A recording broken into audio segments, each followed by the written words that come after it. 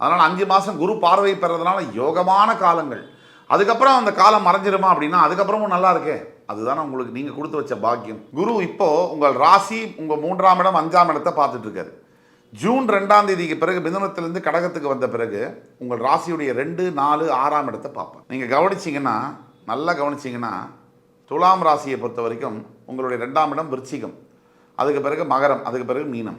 தற்சமயம் ஃபஸ்ட்டு 5 மாதம் உங்கள் ராசியை குரு பார்க்கறதுனால உங்களுக்கு ஒரு புல்லட் ப்ரூஃப் ஒரு ப்ரொடெக்ஷன் வந்து கிடைக்குது.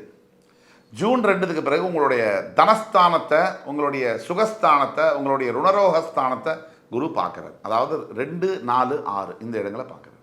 ஸோ முதல் 5 மாதம் குரு பார்வையில் என்ன நடக்குது?